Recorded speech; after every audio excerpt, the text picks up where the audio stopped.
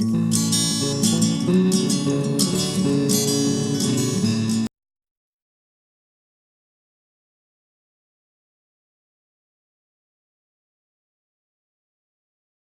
going to go ahead and start our speakers now, but you can eat and listen and watch the screen all at the same time.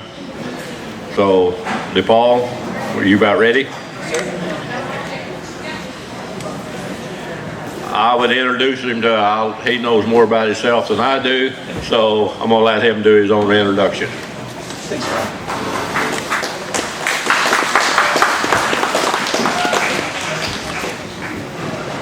Good evening. Hello. How are you? Thank you, Charlie. Thank you, Earl. Thank you, Mary, for having me here tonight. I think I've been tasked with telling you a little bit about India and agriculture in India, which is fun because that's something that I do know and happens to be in my background, if you will. So before we get started, we're going to play a quick video.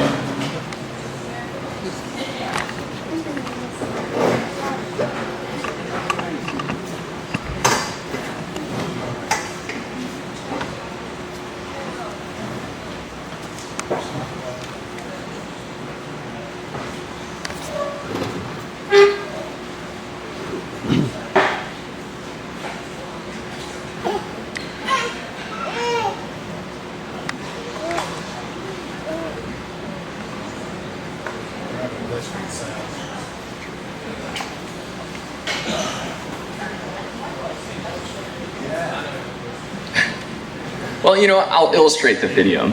If you want to move on to the next slide, that'll be fine. The video is interesting. It's kind of, what I was trying to illustrate with is a common occurrence that I have with myself when I meet people. It says, "Where are you from?" Because the gentleman that you saw in there asks the lady, "Where are you from?" And she says, "Well, I'm from San Francisco." And he says, "No, where are you really from?" And she says, "Well, from San Francisco." And he said, "No, where are you really from?" And she says, "Well, I was born in Orange County, didn't really live there much, so I say I'm from San Francisco." And he goes, no, where are you really from?"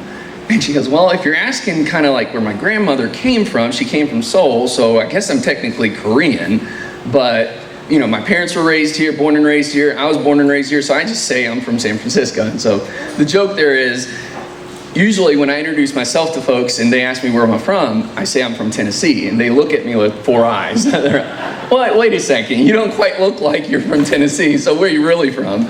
And so to answer that question, I was born in India and raised in Tennessee. So I do tend to bleed a little bit of orange, going to University of Tennessee, and I love the South. But it does confuse folks when I tell them that I work in agriculture and I was born in India and raised in Tennessee. So that was the joke and funniness behind that video, if you will. So I am going to talk a little bit about India and agriculture in India and try to give you some tangible information with some facts that the Google machine spit out. But then I'll also try to tell you my personal story and where I come from. So in terms of me personally, born in a very, very small remote village in India, in Gujarat, western tip of India. Came here to the States when I was 5. Grew up in Tennessee, went to school in Tennessee. And when I was at Tennessee, I joined a fraternity, and it was AGR, a nationally known agricultural fraternity. And through AGR, I found out about Monsanto. It obviously is a very prominent agriculture company, and started out in St. Louis and then spent almost 5 years here in Southern Illinois. I used to work with several guys in here and lived in Marion, loved Southern Illinois. It always gave me glimpses of Tennessee without being in Tennessee, so it was fun. And then about a couple of years ago, my wife and my boys and I moved back to St. Louis to work for Monsanto in St. Louis. So that's kind of where I'm at right now. What you see here is the 29 states in India. So just trying to kind of illustrate where India is. It's the subcontinent of Asia, if you will. If you go towards the southern tip and the southern eastern tip, you'll see a lot of mountains there and a lot of dry air. If you go towards the western tip, you'll see a lot of dry but a lot of flat ground, if you will. You move into the central and northern part of India and you'll start getting the colder climates, the cooler climates, if you will, better growing condition climates, but not as good ground to grow in, if you will. The very top tip is Jammu and Kashmir. That's where you usually see the Pakistan and India rivalry over that borderline. So a lot of the violence that you see between India and Pakistan is fought in that northern tip. A lot of beautiful country, not very farmable. It's mountainous, great skiing area, if you will, but not great agriculture ground, if you will. If you'll go to the next slide. That tip right there is where I'm from. So usually when we go to India, we would fly through Europe. So it'd be a connecting flight through Frankfurt, Germany, somewhere, and then going into Mumbai and going up. Now they have nonstop flights, but the older I get, I used to get excited about the nonstop flights, but I like to break them up. It gives you a chance to get out of the plane, walk around for a little bit, and then keep your journey going. It takes about roughly 24 hours with connecting flights and connections to get to India. From here, about 17, 18 hours in flight. No, that's good. So some facts about India. So there's about 160 million hectares. That amounts to be about 395 million acres. The interesting fact of the, even though that they have so much ground that's farmable, is the fact that they have an average land size owner of 2 hectares per farmer. So a lot of farmers with small quantities of farm that they just farm with.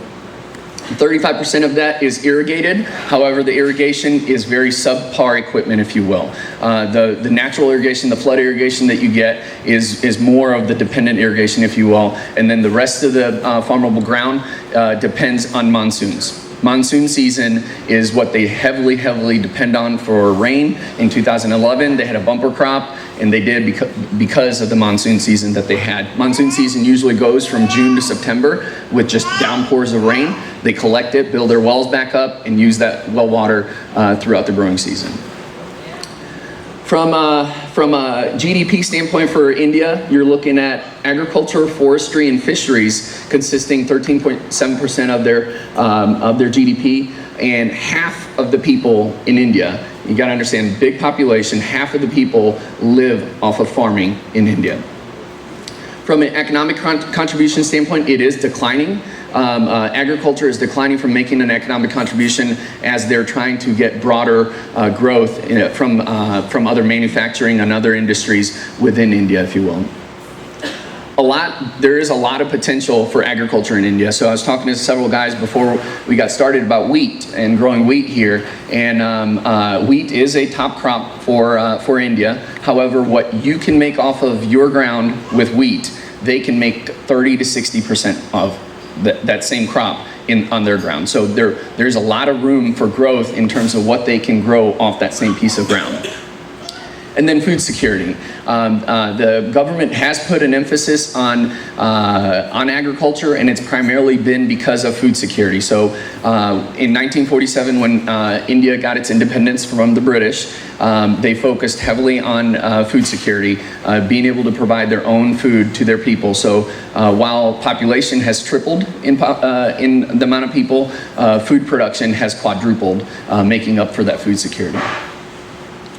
What are some of the top crops for India? So you're still looking at rice, wheat, mangoes, looking at them being as top crops. So here's where we lead the world in soybean production and corn production. They are dealing with a lot more specific, what I would say, straight resource crops, if you will. So rice production, wheat production, and what we say straight foods like lentils is what India thrives in. They're the second largest producers for rice, wheat, and then the straight foods, if you will. The production is increasing. So with the core crops that they do raise, if you look at the 1970 yield production, for example, rice, 1,123 kilograms per hectare. Right now, or in 2010 and 11, they're raising 2,240 kilograms per hectare. So they are increasing their production in the core crops that they're focusing on, really mainly through increasing the seed quality, the seed germ, as well as increasing the production practices. What are the threats to Indian agriculture as they continue to advance? Infrastructure. Infrastructure is core as many developing countries continue to face. So first and foremost, roads. Roads are subpar. Their logistical system does not keep up with the demands that they would have from the production that they could raise. Irrigation, lack of water, and timely water continues to be a focus. As they're focusing on those things, it's also seed quality, seed genetics, seed germ, and farming practices could be improved tremendously. Knowledge transfer is a huge thing, and as we have information technology evolving, that is something that they're working on. From a Monsanto standpoint, some of the exciting things that we're working on there is, I think it was right around 2010, we created this tool called Dr. DeKalb. So you had farmers that might not have a home line or a computer of any sort that were going out and buying cell phones as cell phones were getting big.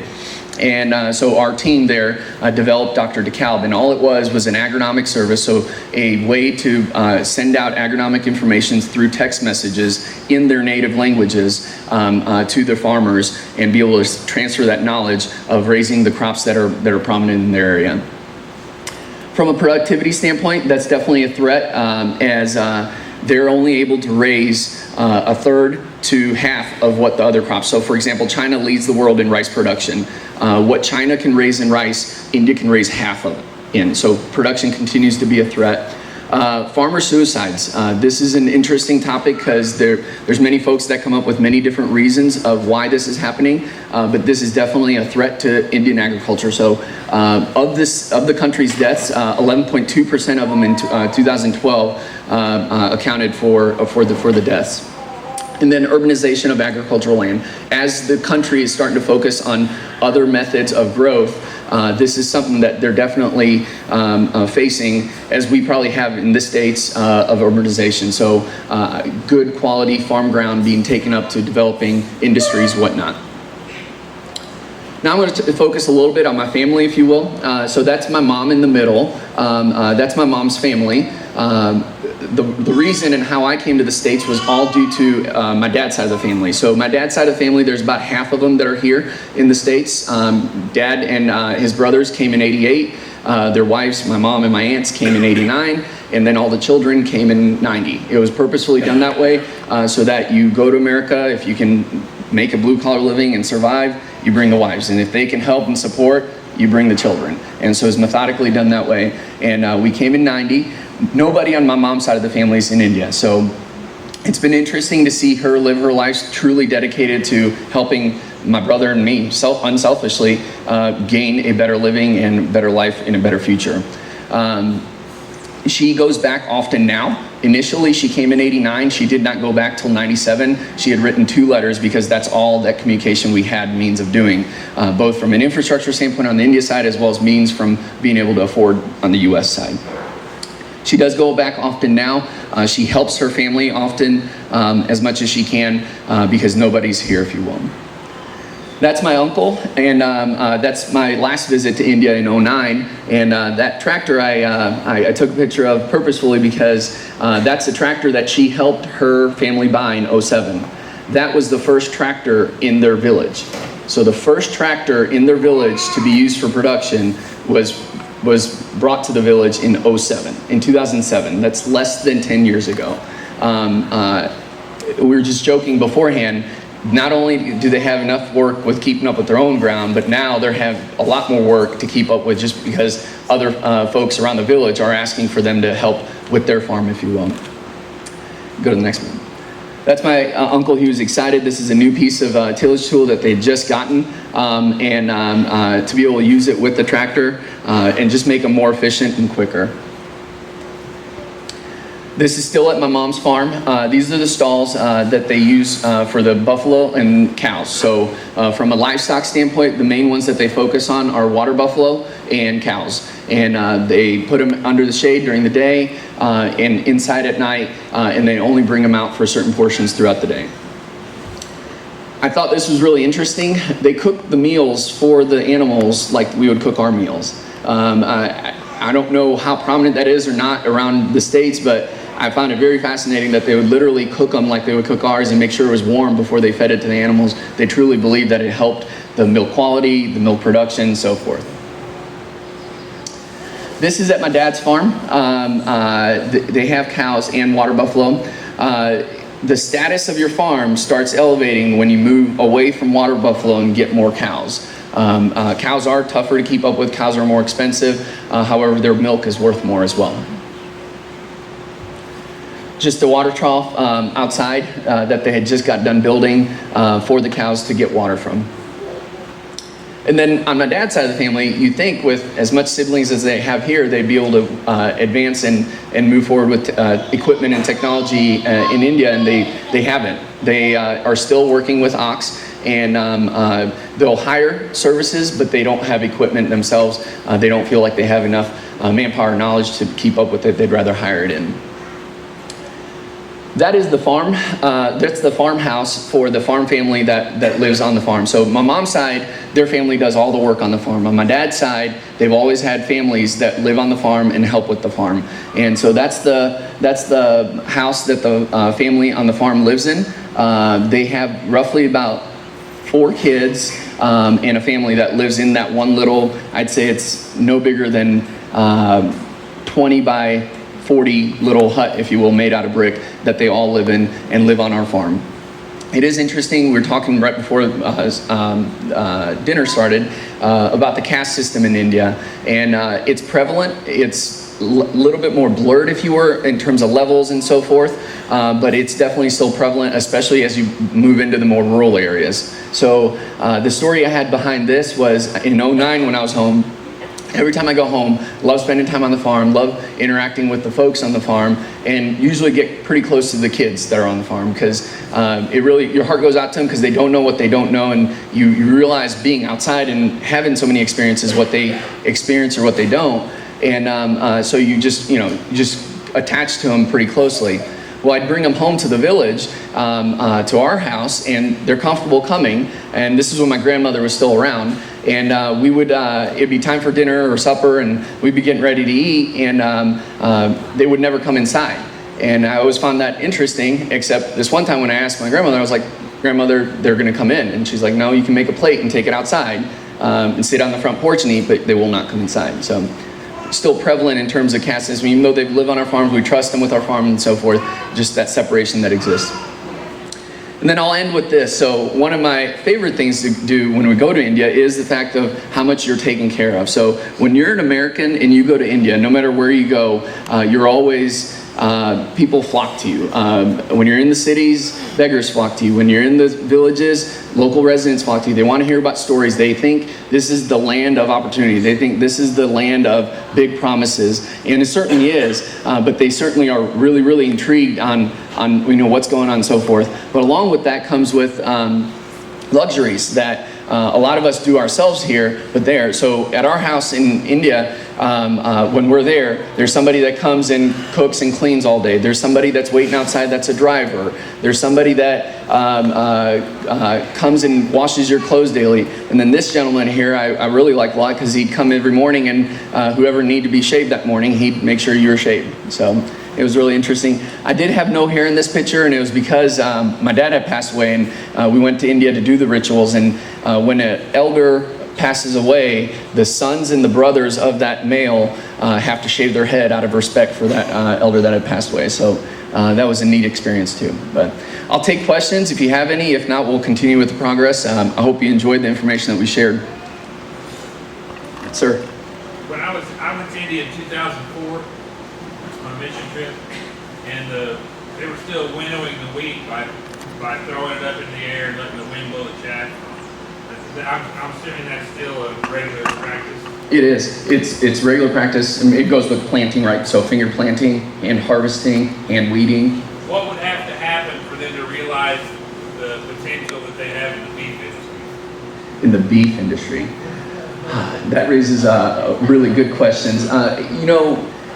A gentleman that I work with in Monsanto once told me, he said the limiting factors that we have with our business in India is really the cultural impact that they have on anything they do. They'll literally be building one of the grandest highways, and they run into a shrine, and they will stop the project, and they will divert it off course just because of the shrine. And so with beef production comes in Hinduism and comes in their strong beliefs with cows.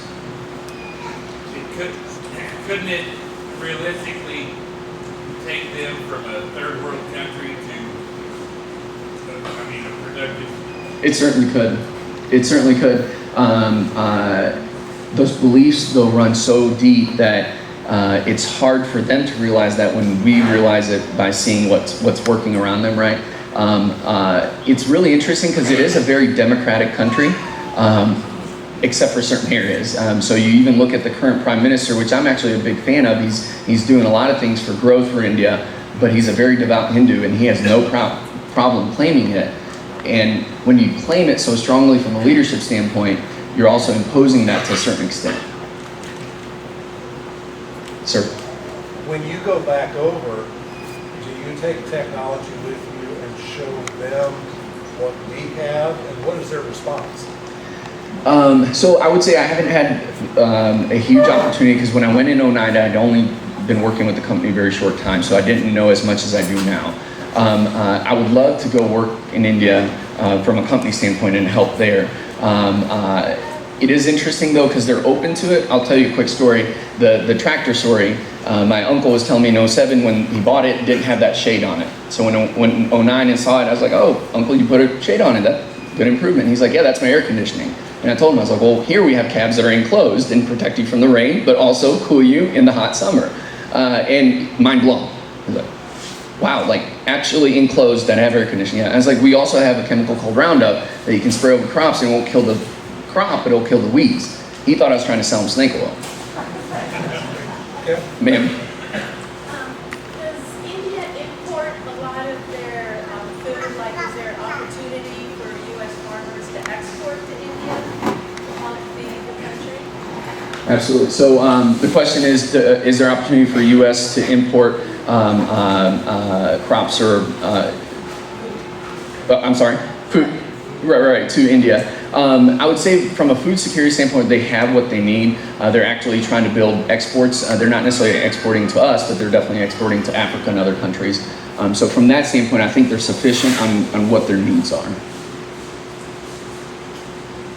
Sir? Would you still consider India a third world country? I mean, their industrial literacy is all gone up. I don't think they would be considered a third world country. I'd agree with you. I'd agree. I'd say they're still a developing country, but I wouldn't necessarily say that they're a third world country. I think the base necessities are covered for majority of the folks. I'm not saying that there isn't poverty and there isn't hunger, but that's definitely improved. The next step change would be around infrastructure and really making big changes and creating more opportunities for the amount of people that they do have. Sir? Paul, I'm thinking in the past that their government system or their political system or their tax system and so forth that was very, very high. In other words, the government took most anything that you made and there wasn't a lot of incentive for people to do a lot. Is that true, or has that changed, or do you know that? Yeah, I'd say that's changed and that's improved a lot. And I'd say that's improved a lot even more so from the current legislature. So the way their political system's set up, we're Republicans, Democrats, Independents. They are BJP in Congress. And Congress has been in office for, as long as I can remember, I'd say estimating 40 to 50 years. The party has not changed in office for that long. And now they brought in a BJP president for the first time a year ago. And Modi has definitely cut a lot of tape around there, even not so much from even just offering the opportunity to earn more for the people, but then also cutting spending. Thank you. Thank you for the opportunity today to speak on.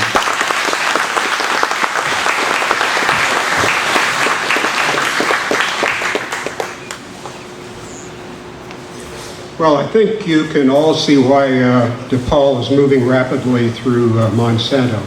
And very bright, great guy, and he is now the Asgrow brand manager, as I understand it. A few short years ago, he was the territory manager based in Marion. So one of our own is moving up the ranks. So